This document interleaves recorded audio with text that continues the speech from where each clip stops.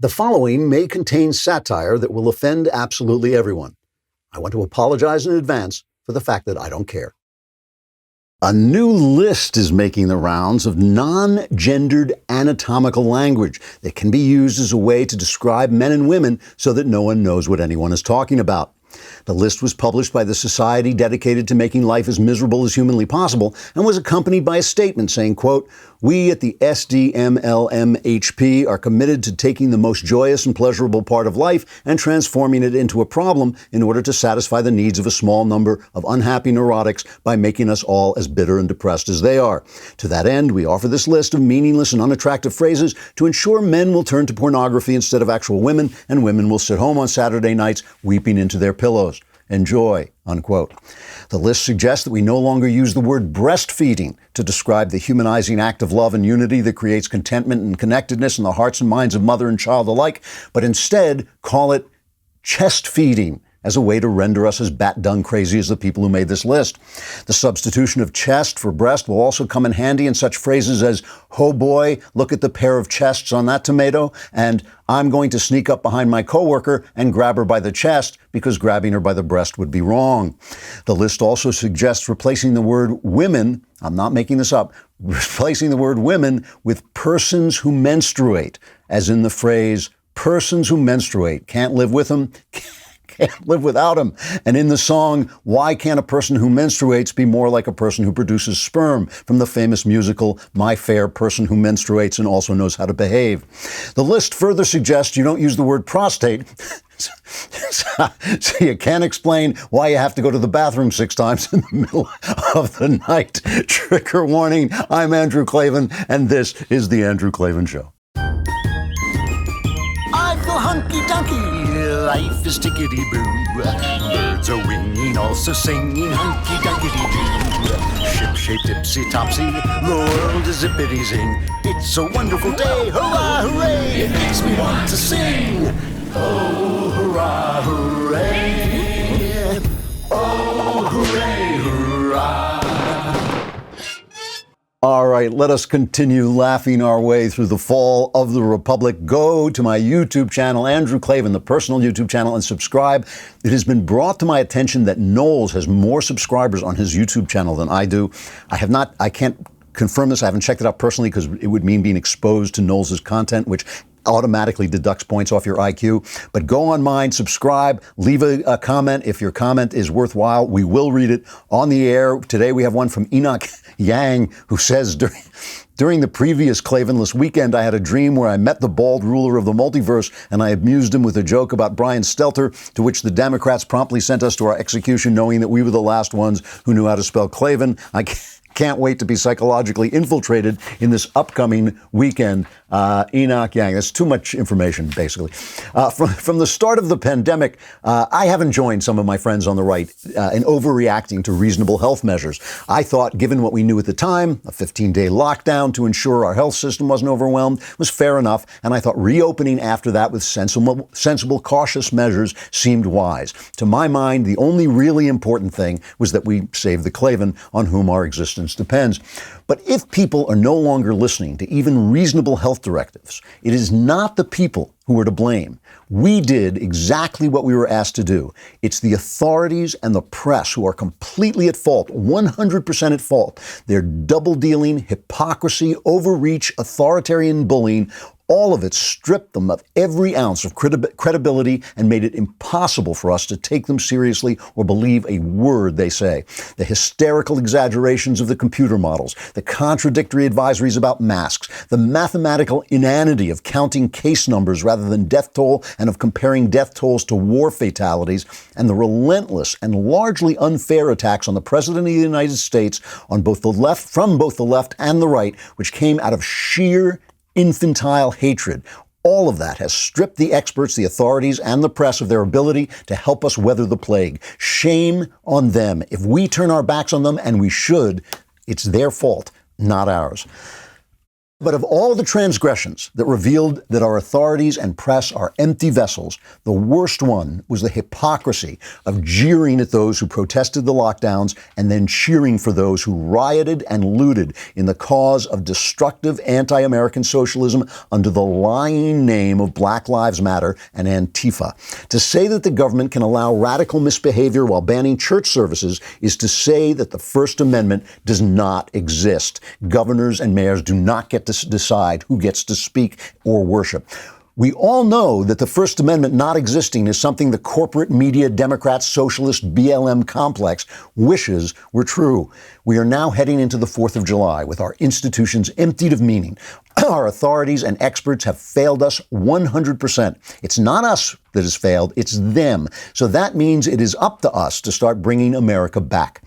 Do not neglect to celebrate this weekend. Go to fireworks displays, go to whatever is happening in your town, wave the flag, give no credence to Black Lives Matter. They are wicked. Stand up to your friends who threaten to dump you if you don't post black squares and whatnot. Use your First Amendment or lose it. And go to church or join a church or start a church or gather with friends to worship the one great God who endowed us with our rights. You can't defend an empty building, and we can't count on the courts or politicians to defend our faith with anything but useless words. The flag can't wave itself. The cross can't carry itself. Show up for the 4th of July. All right. I mean, I keep getting asked about, people keep asking me about friends who are dumping them and whether they should risk their jobs and all this stuff. Yes, it's time to step up. If you don't, who do you think is going to do it? The politicians aren't going to do it. All right, let us talk about Blink Sale. You built a business. It is a beautiful thing. You did it because you love doing what you do. Do not spend all your time trying to write invoices and badgering people and not making sure who's paying what or what. With Blink Sale, you can send beautiful custom branded invoices and estimates in seconds. You can stay on top of your outstanding invoices. You can let your customers and clients easily pay your invoices online, and you'll even get instant notifications when a customer opens your invoice so you'll know they received the bill. Forget about using invoice templates or stressing about coordinating a bunch of different software programs. Blink Sale takes care of it all. See for yourself. Try Blink Sale for free at blinksale.com/Klavan. That's BLINKSALE.com/Klavan. Blink Sale. Spend less time billing and more time doing what you love, if what you love is finding out how to spell Klavan, which is Klavan. Speaking of which, we will have Spencer Klavan, no relation on, to talk about the fall of the Roman Republic. He has some really interesting insights about the comparison between that time and now. Here's just some news of the day, right? 2 Republican senators introduced an amendment Wednesday to get rid of Columbus Day and make Juneteenth a new federal holiday. Republican Wisconsin Senator Ron Johnson and Republican Oklahoma Senator James Langford introduced the amendment to legislation introduced by Republican Texas Senator John Cornyn, which would make Juneteenth a federal holiday. All these guys should be primaried. I actually like Ron Johnson. They should all be primaried. Getting rid of Columbus Day and replacing it with Juneteenth, you guys have deserted the barricades. You have deserted the barricades. Columbus is one of the most important figures in American history. We have a day to celebrate the rise and civil rights of black people in America. I agree with that. This is Martin Luther King Day. This is a day that many Italian Americans celebrate. Blacks are only 13% of the country. Everybody gets a holiday. We should be just celebrating the holidays that represent American history. These are Republicans. These are Republicans deserting the field. They should be primaried. They should be taken out. I don't care what they've done before. They should be gone. Wisconsin students want to tear down statue of Abraham Lincoln, a single-handed symbol of white supremacy. They say, expel them. Columbus, Ohio removes Christopher Columbus statue outside of City Hall. Carry the guys out of the building. Get rid of them. The Boston Arts Commission unanimously voted Tuesday to take down the city's historic Emancipation Memorial. This is the Lincoln statue with the black guy rising from his knees. Hundreds of officials who worked for the former Republican President George W. Bush are set to endorse Democrat White House hopeful Joe Biden. Guess what? Go ahead. You are Joe Biden. You gave us Joe Biden. You gave us Trump. It's your fault because you didn't stand up, because these guys are empty vessels, every single one of them. Getting rid of Columbus Day for Juneteenth, you deserve to go. You guys are to blame, not Trump. Trump is at least standing up for something. He's a flawed guy. I get it. He's not perfect, but he is standing up against these guys. And right now, he's standing alone. We should stand with him, and so should you. You're cowards, every damn one of you. All right, let us talk about what's happening in Seattle for a minute, because I have to just go back to this for a second. The officers are clearing out, the police are now clearing out the choppy CHAZ, the Chazzy Chop, that was a place of murder and vandalism and graffiti and rapes and all this stuff that I told you. I mean, I have to say, I do try to give you tomorrow's news today, but this was maybe the easiest prediction in human history. This is what happens when you get rid of the police. While the police were clearing this out, according to journalist, I never know how to pronounce his name. It's Andy NGO. Is it Go? Ngo? Do you guys know? Does anybody? No? Okay. Andy No, we'll call him. If I got it wrong, I'm sorry. He has been beaten up by Antifa for reporting on who they are, for reporting the fact that they're terrorists, which they are. He is reporting that as the police were tearing down this wreckage, this place of murder and rape and destruction, as they were tearing it down, Antifa was driving around in cars without license plates, carrying guns and saying, we're going to get you back. If we can't riot in this organized protest, we're going to riot all over the city. We're going to be committing acts of violence all over the city. This is Andy No is reporting this going on. So these are the people that Ron Johnson is caving into. These are the people, when you start talking about, well, should we have this statue? Should we have that statue? These are the terrorists. You are caving in to terrorists. And if you wonder why Donald Trump, everybody's, Donald Trump this and Donald Trump that. And he said this and he wore that and he called this and he won't put on a mask. It's not him. It's not him. Again, a flawed individual. I get it. It's you. It's Ron Johnson. It's the Republicans for Bush saying they're going to vote for this brain dead corruption monkey, Joe Biden, who's just going to be a shill for the left. It's you. It's your fault. All you guys who think you're the remnant, who think you're on the ramparts, who think you're the Lincoln Project, there is no remnant. The movement is gone. The ramparts are abandoned. You're not representing Lincoln. The only guy defending Lincoln full-throatedly with full-throated power, Donald Trump, for all his flaws. He's the one person, all those people who made fun of Trumpites when they said, well, at least he fights. At least he fights. And everybody said, yeah, at least he fights, but he's Donald Trump. He's awful. And they kept saying, yeah, but at least he fights. Well, they were right. At least he fights. At least he stands up to these guys. And these people just abandoning this, abandoning our traditions, abandoning our statues, basically abandoning America. Are they going to show up? The New York Times is telling people that they should close down Mount Rushmore because it was on Indian land. So is the New York Times, by the way. And Mount Rushmore, nobody on Mount Rushmore ever covered up the Holocaust like they did at the New York Times. Nobody sculpted on Mount Rushmore ever covered up the communist starvation of millions of people like the New York Times did. Nobody at Mount Rushmore ever told a lie as blatant and destructive as the 1619 Project over there at the New York Times, where they're sitting on Canarsie-owned land owned by the Canarsie Indians. So these guys, if we don't stand up to these guys are terrorists. They hate the country. They're trying to bring it down. There's no conversation going on. This isn't a dialogue. It's not like, well, the Constitution says A. No, I think the Constitution says B. It's we're saying the Constitution says A, and they're saying, you got to match because I'm just going to burn this thing. That's the conversation. There is no conversation. Sean Hannity, God love him. Sean Hannity, evil Sean Hannity, terrible, destructive, evil, right-wing Sean Hannity on the Devil's Station Fox News had a guy named Horace Lorenzo Anderson, whose 19-year-old son was murdered in the choppy CHAZ. A 16-year-old was murdered there. African Americans, blacks, they're Black Lives Matter, my ass. Here is this man talking about his experience, what it means to him, what choppy CHAZ means to him. Play the first cut. It's incredible. My son's 19, they should have did something about this a long time ago. And I don't, like I say, I understand Black Lives Matter and everything was going on and everything, but that's not my movement right now. My movement is let them know that was my son. That's right. You know what I'm saying? Horace Lorenzo Anderson was my son. That I don't know. I'm not with all this, whatever's going on. Politics or none of that. None of that. I don't know nothing about that. I don't even know nothing about that. All I know is this is my son, and I love him, and I've been having him, man, it's been my son, and this is incredible. And I don't know, that should have been done a long time ago.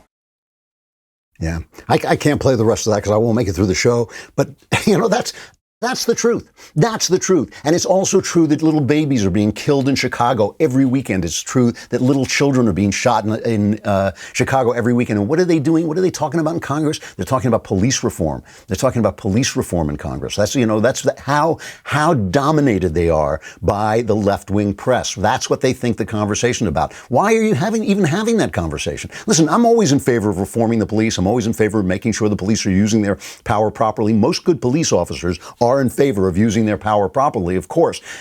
But why is that the conversation? Why do they get to set the American dialogue? Why do we allow? It's because in Washington, they're surrounded by this ring of ignorance, which is caused by the press. We talk about building a wall on the southern border. They have built a wall around Washington, D.C. So Ron Johnson thinks that he is serving some higher purpose by getting rid of Columbus Day in favor of Juneteenth, because he's not talking to the rest of the people. He's not talking to the people. He's not reaching out to the people in this country who are watching this, I believe, appalled. They keep saying, well, Black Lives Matter is a popular movement. No, it's not. It just takes a while. It takes a while for the reality to filter in through the lies that the press basically amplifies. That's the problem. The fact that Republicans are running for the hills, and they're running for the hills because they're afraid that Trump is going to lose, because Trump is, this is the reason, this is the only reason. Trump is trailing in the polls. It's not looking really good for him right at this minute. They're afraid he's going to lose and their careers will go down with him. So at least they can say, well, I at least got rid of Columbus Day. I got rid of the Lincoln statue. That's why they're doing it. It's pure cowardice. And when people say at least Donald Trump fights, and when they say, oh, Kayleigh McEnany, she's my pinup girl, here's why. Let's play the left-wing activist who is on, what is it? She's on, not NPR, she's on PBS, I think. She's going after Kayleigh for not saying Black Lives Matter and for not supporting Black Lives Matter. This is cut 6. Why is the president calling Black Lives Matter a symbol of hate? Well, what the president was noting is that that symbol, when you look at some of the things that have been chanted by Black Lives Matter, like pigs in a blanket, fry them like bacon, that's not an acceptable phrase to paint on our streets. Look, he agrees that all Black Lives Matter, including that of Officer David Dorn, Patrick Underwood, 2 officers whose lives were tragically taken amid these riots. All Black lives do matter. He agrees with that sentiment. But what he doesn't agree with is an organization that chants pigs in a blanket, fry them like bacon about our police officers, our valiant heroes who are out on the street protecting us each and every day. I want to make it clear, too, that this is not about black and white. It really is not. I mean, first of all, on the right, as far as I have seen, I always know that there are going to be bad guys everywhere and in every movement. But the point on the right is, if you are an American, if you stand up for the flag, if you support the founding of this country, if you support the founding ideals in this country, I personally, and most of the people I know who are on the right, I don't give a rap what color you are. I don't care what color you are. You can tell me about your color. You can tell me about your lived experience. As long as the food you guys make is good, I'm in. That's it. You bring your culture. As long as you're being polite and nonviolent and you got good food, bring your culture. I love it. I understand that blacks have a special history in this country. I understand there's been bad stuff. It's not going away. The past is not going away. It's not disappearing. They're not erasing the past to solve the problems of the past. That's not what's happening. They're erasing the past so that there's no truth but their truth. They're erasing the past so that there's no information but their information. That's what they want to do. And it's the fault, again, it is not the fault of the people, and it's not the fault of the black people or the white people or any of the people. It's the fault of leaders who are letting these thugs run riot. It's the fault of corporate leaders like the guys at Amazon and the guys at Netflix and the guys at Audible, the people who are sitting around going, yeah, we support Black Lives Matter. Well, screw you, just sell me a book. Just do your damn job. Nobody cares that you're addressing the problems of the nation. You don't even know what the problems of the nation are. Just make some money, create some jobs, hire people. This is a complete failure of leadership. It's a failure of corporate leadership. It's a failure of Republican leadership. The Democrat leadership isn't even worth talking about. They're just evil.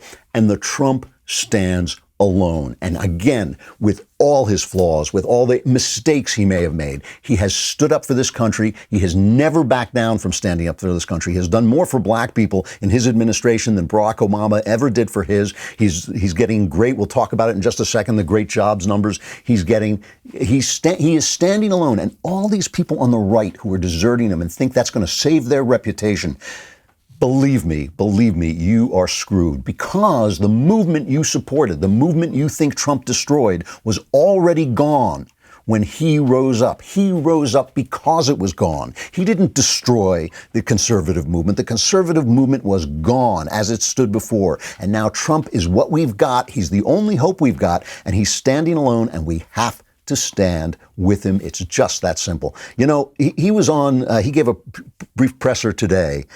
Jobs are coming back. They're storming back. We had a great numbers for June. Amazing numbers. And they came out like 10 seconds before they came out. They were telling us they weren't going to be this good. Here's Trump's presser. Play the first clip. The United States economy added almost 5 million jobs in the month of June, shattering all expectations. I was watching this morning, and the expectations were much lower than that. The stock market is doing extremely well, which means to me jobs. That's what it means, jobs. This is the largest monthly jobs gain in the history of our country.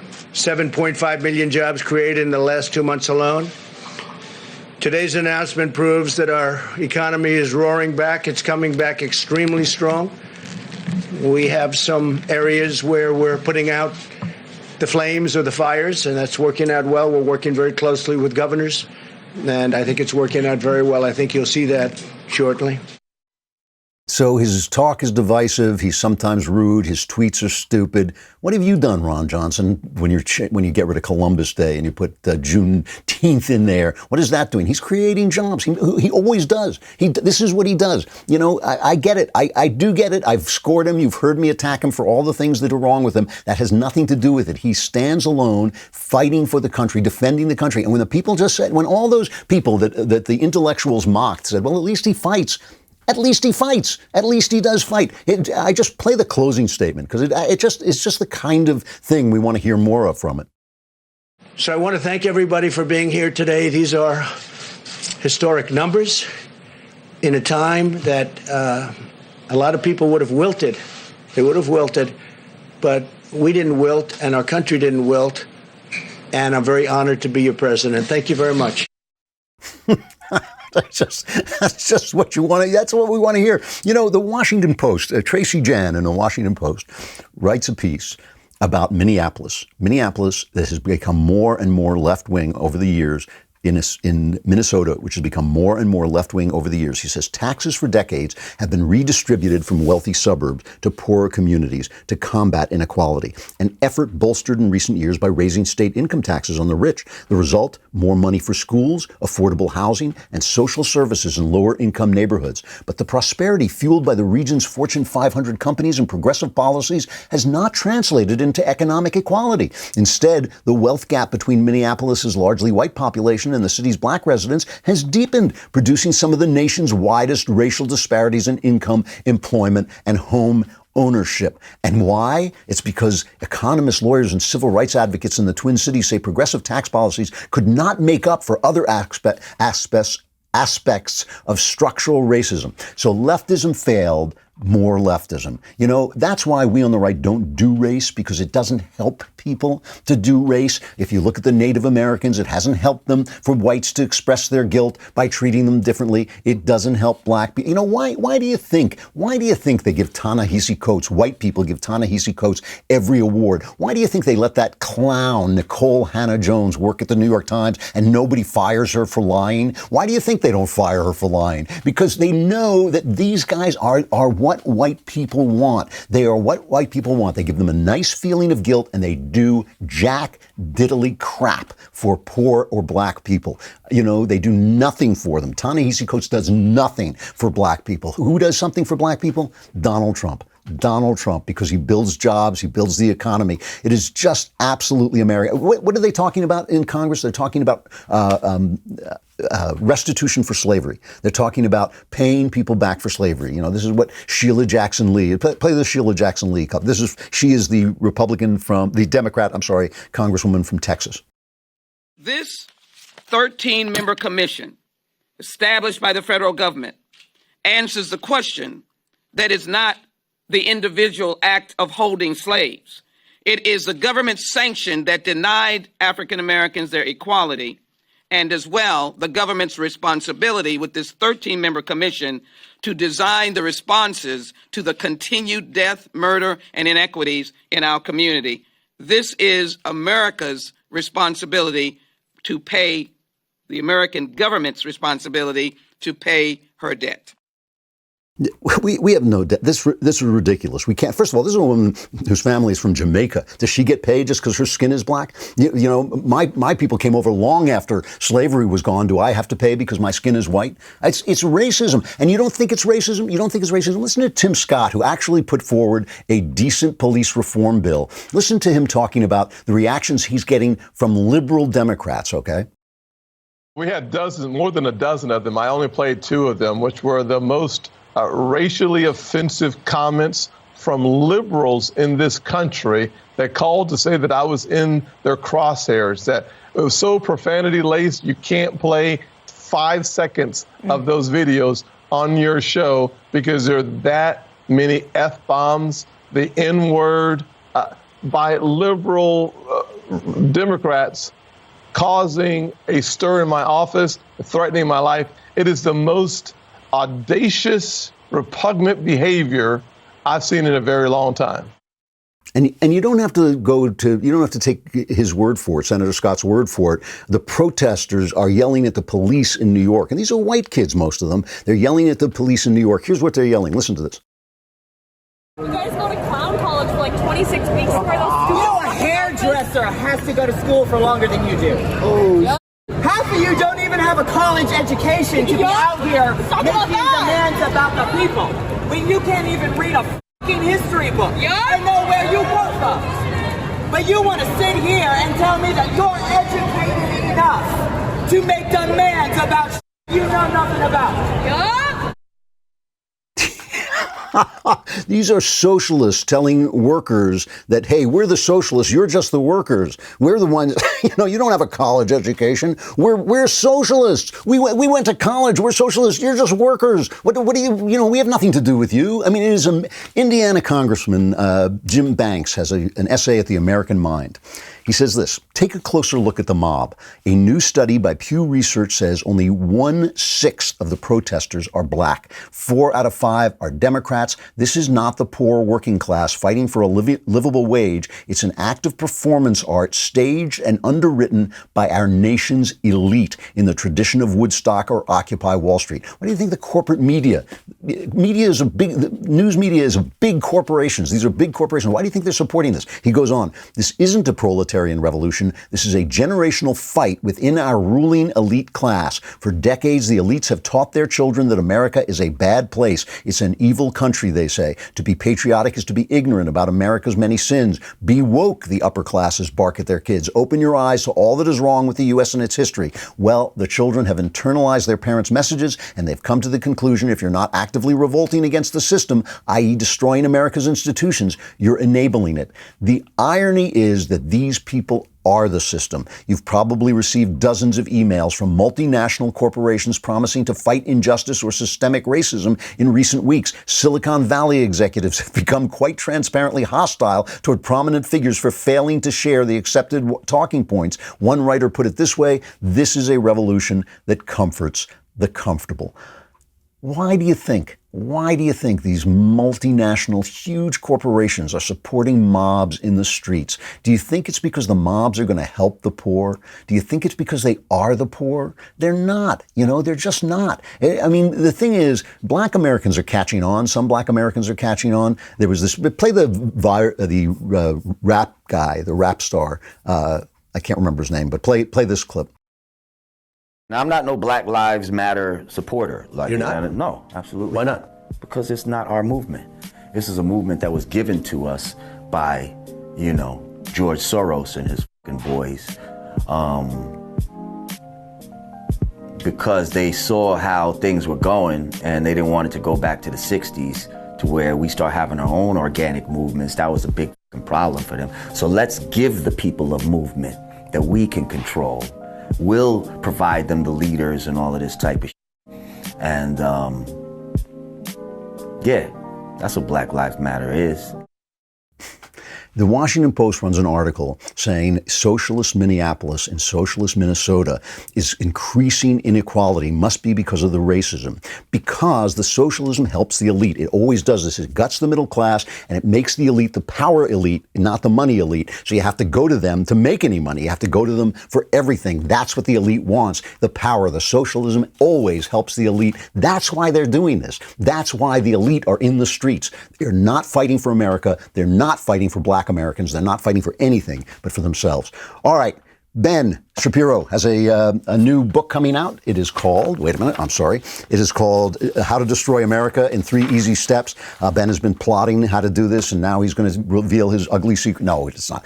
This is a book about what he calls disintegrationism. You can pre-order your copy at dailywire.com/Ben, or you can find it at Amazon and Barnes & Noble. The book covers 2 fundamentally different visions for America that are now on the table. One vision finds unity in shared philosophy, culture, and history. The other disintegrates our country in the name of fundamental change. You loved his last book, The Right Side of History. Now Shapiro covers all of the ground that you want him to cover about what's going on today, how to destroy America in 3 easy steps. Pre-order your copy at dailywire.com/Ben. Barnes & Noble or Amazon to get the full picture of this very strange moment in history. Also, while you're ordering things, go to dailywire.com and sign up for the Reader's Pass. It's only $3 a month, 99 cents for the first month, and you get access to our mobile app, articles ad-free, and access to exclusive editorials like this one by Walsh, activist, wants Imagine to be our new anthem. It's the worst song ever written. Walsh is 100% correct about this. All right, we've got Spencer Klavan, no relation, coming up to talk about the fall of the Roman Republic and what it means today.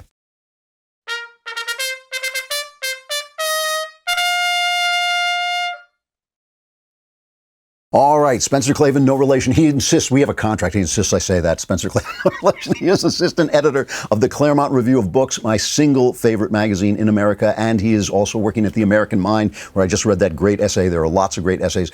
We're here, though, because he has a podcast called Young Heretics, which you can get at youngheretics.com or wherever podcasts are got. And hey, Spence. It's good. Hey. It's good to see you. Spencer Klavan, no relation is actually, I've legally changed my name in full to Spencer Klavan, no relation. That's sort of how I'm going to be known from now. All right, fair. Spencer Klavan, no relation. Guys, can you turn up his sound a little bit? I'm having a bit of a hard time hearing him. I wanted to talk to you. Young Heretics is about, you could say it's about truth and beauty and the stuff that matters. It's about Western culture going all the way back to, ancient Israel and ancient Greece. Why, let's start with this. Why should we even talk about this at all? I mean, everything's going crazy and people are, you know how conservatives are. They're always worried about the moment. Why should we be talking about the past at this moment? Yeah, it's funny. People immediately, their reaction when everything goes so nuts is to just, dive into the news and panic and obsess over each headline. And obviously, it's really important to be watching the news right now and to be engaged in what's going on. But these kinds of moments are actually exactly the time when you want to be looking to the great wisdom of the past and the great moments of history. This is, if we had an academy in this country, right? If there were college professors out there that were not completely cowed by the left, this would be their moment to shine. This would be the time that, they'd be out there giving you all of the fruits of their wisdom. But instead, over in the UK in Cambridge, you've got professors saying things like white lives don't matter. The academy are the bad guys now. So basically, Young Heretics, one of the things we're trying to do is give you the classical education that you should have gotten, but you might have been denied. So we're kind of turning now to some of these great moments of turmoil and chaos in history and trying to help people understand our own moment of turmoil and chaos. The reason I asked you on is you did a show recently on the Persians, the Greek play, The Persians. And in the show, you had a brilliant talk about there was a Greek word for it, which I've now, of course, forgotten, but it meant the cycle of regimes, basically. Yeah. And it comes to mind at this moment. Explain what the cycle of regimes is. Yeah. So whenever a nation or a people is in great chaos and civil unrest like we are now, it's kind of a good time to start thinking about this Greek tradition. It's called anacyclosis is the Greek word that you probably forgot. And, you know, the ancient Greeks were very sophisticated about this. They were good at thinking about the way that different regimes work, different constitutions and governments, and how empires fall. A lot of it they thought had to do with pride, or they called it hubris. You know, we have kind of a modern version of this, which is, you know, hard times make tough men make good times make soft men make bad times. And we're kind of in the, you know, good times make soft men period right now. But, you know, they had a very detailed sort of way. Aristotle, Polybius especially, is known for this, the Greek historian of Rome. And basically the way it works is, you know, you have three basic types of regime. You can have rule by one guy, by a strong man, and that's a monarchy. You can have rule by a few elites, that's oligarchy, and then you can have rule by the people, and that's democracy. But none of those, you know, we tend to think of that and think, you know, we're Americans, so we think we hate monarchy. We think, oh, monarchy's bad, you know, democracy's good. But I think that's kind of not the whole picture. You know, the Greeks believed that all three of these regimes had good and bad versions, and that as time went by and the people got complacent, each version could kind of corrupt into its bad version. So if you have a king who's genuinely interested in the virtue and the good of the people, who's following what the Greeks might have called the logos, or the kind of truth of reason and goodness, then you have a true monarchy, and that's great. You know, that's sort of how things are supposed to be working. But if you have somebody that just, you know, maybe the son of the king is kind of a spoiled brat and he takes over and he's too proud, you know, that's tyranny. That's, you know, that's where you get all of the stuff that, you know, America revolted against. And so usually what happens when you have a tyranny is then like a few good men kind of come up, the Polybius says, and take over, you know, depose the king and take over. And so then you get an oligarchy, which is good, you know, the virtuous, the best men, or this would be called an aristocracy, because that's the Greek word for the best people, right? Then the same thing happens, basically. Aristocracy just becomes ruled by kind of cronyism. People just pass on power to their friends, and you get this little tiny elite. We've got that now in the tech world, right? In Silicon Valley, this, you know, we started out so excited about all these guys are going to, you know, take us into the future, the Facebooks and the Twitters and the digital revolution. And then suddenly we realized, no, actually what they're going to do is they're going to shore up power into themselves and be this little gang of elites crushing all the free speech out there. So that's kind of, you know, that's aristocracy decaying into oligarchy.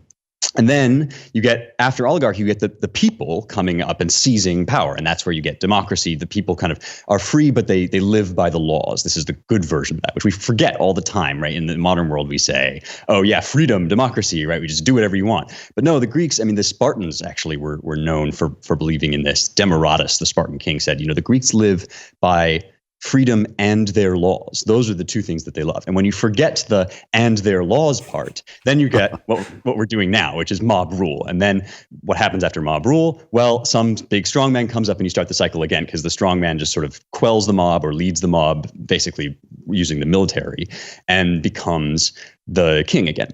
And so we're kind of, I mean, what's funny about this is it used to be very basic, very fundamental to the way people thought about government.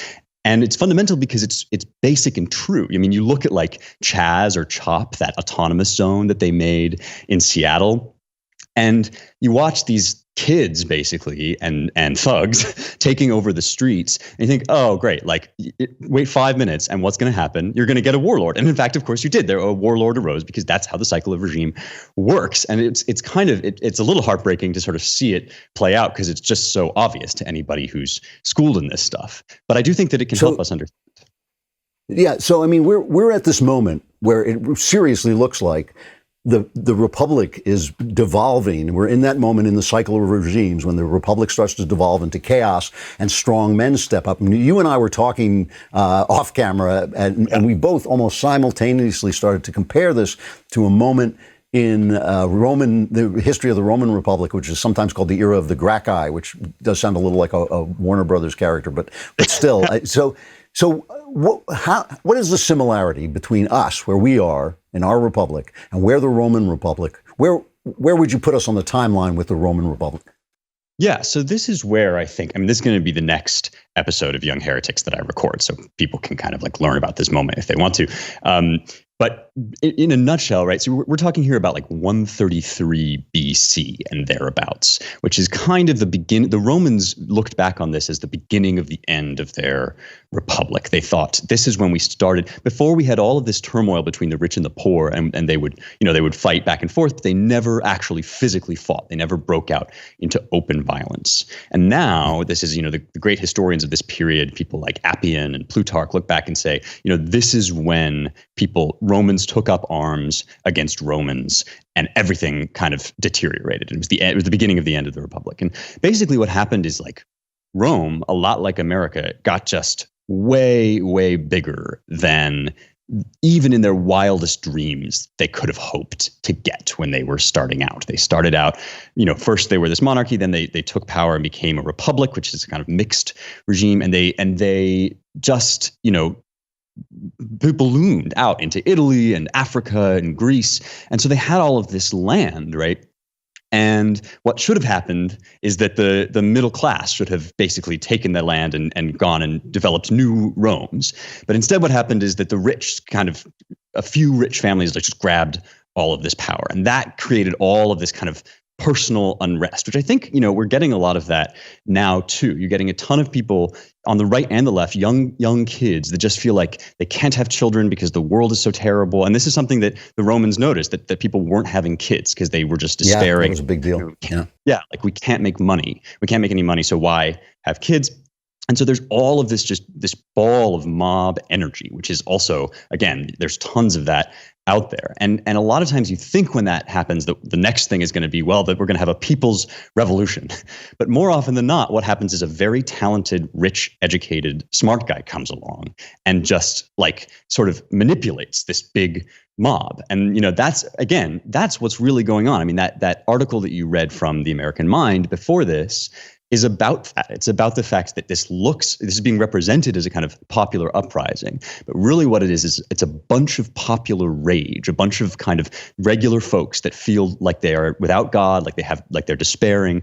And then it's like rich people manipulating that. It's the billionaires of the world kind of taking that over. And that's what happened in Rome with the Gracchi. And on the other side of this, in the Senate, they had all the kind of upper class people in the Senate, and they weren't doing much either, though. If you call them the left, if you call the people who were rioting and the people who took them over the left and the elite left, but the elites in the Senate were kind of had stopped doing anything too, right? Isn't that true? No.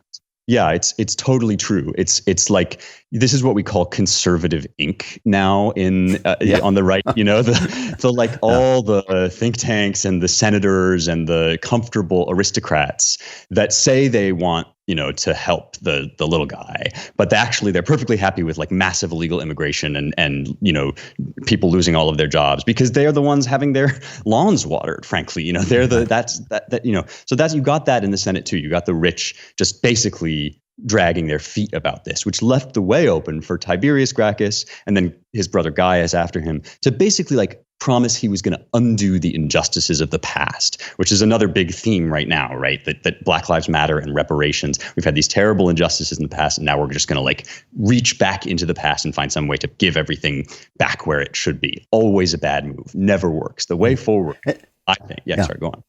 Well, the way I think that one of the big lessons from this period in history is you always think that the way to change things is to go backward and undo what happened before. But the way forward is always outward. That's how Rome got great originally. That's how we got great. We had the Homestead Act. We had this vast sense of expansion, getting new stuff. That's where the hope is for me, right? Elon Musk going to space, go like out into the world, colonizing things. Yeah. Leaving the past behind, like ironically, looking at the past in this case teaches us that what we should be doing is letting bygones be bygones and moving forward. It's ultimately because of the violence between the two sides. Julius Caesar brought his army into Rome. I was there, I remember Chris Cuomo going on and saying, "Where does it say that you can't cross the Rubicon with your armies?" which it actually did. It was right there in the Roman Constitution. But he was basically a populist guy, saying, "I'm going to bring peace, I'm going to bring order," and he was killed by the aristocracy for declaring the empire. But basically, the Republic was through. Let me ask you: we're out of of time already, but I just want to ask you this. Do you think that this cycle of regimes, and we are in obviously one part of that cycle of regime, is it reversible? Is it delayable? I mean, is it fate? Where do you stand on that? You know, my whole career up to this point has been haunted by that question. And I think there's a line in The Persians, which is the episode we did about this on Young Heretics. There's a line in The Persians that speaks to this when the great king Darius sees the fall of the empire that he's worked to build. And he says, the prophecies are being fulfilled, but when a man is proud, he hastens them along. And so I think, you know, I think everything dies. I think if the American Republic is going to transform into something new, that may be something that is out of our control. But what is in our control is what we do today in the stream of this historical movement. So no, it's not like this is just like a death sentence. It matters tremendously how we choose to live our lives. All right, I got to stop you there. The podcast is called Young Heretics. Go to youngheretics.com or anywhere podcasts are. It's a terrific podcast, Spence. I'm really proud of it. You're doing a great job. It's very kind of you to say, and thanks for having me on. Great to see you. All right, I'll see you later. Okay, see you. Well, I think that's the best advice I can close with for July 4th. You know, a lot of people writing me and asking me, how do I do this? How do I stand up? How do I face my friends when they cancel me on Facebook? How do I face my employer when he's threatening me if I don't show up for the racial study program? The answer is you got to be a hero. It's time. This is it. It's the time for heroes, and the heroes are us. That's a sad statement. I wish it weren't true. I wish you could just go about your life. I wish I could just go about my life. I truly do. But that's not. These aren't the times, Frodo. You know, we've got this. We've pulled this straw, and so you're going to have to be a quiet hero. You're just going to have to show up for the 4th of July. You're going to have to go to the fireworks. You're going to have to celebrate the day. You're going to have to stand up to the people telling you you're not allowed. You're going to have to stand up for the people who say silence is collusion. You know, you're going to have to say, well, I won't be silent. I'm going to say, this is a great country. We need to preserve it. We need to preserve it at all costs, and we need to preserve it against these movements, no matter what they call themselves. We have to preserve America first. I got to go. Have a great weekend. Have a fabulous 4th. Be there and be back if you survive the Klavanless 4th. Be back on Monday for the Andrew Klavan Show. I'm Andrew Klavan.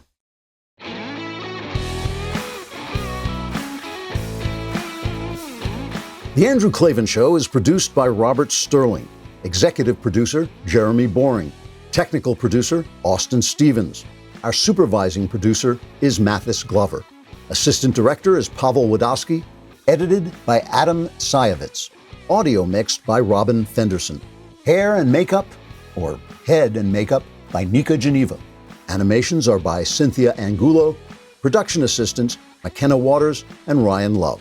The Andrew Klavan Show is a Daily Wire production. Copyright Daily Wire 2020.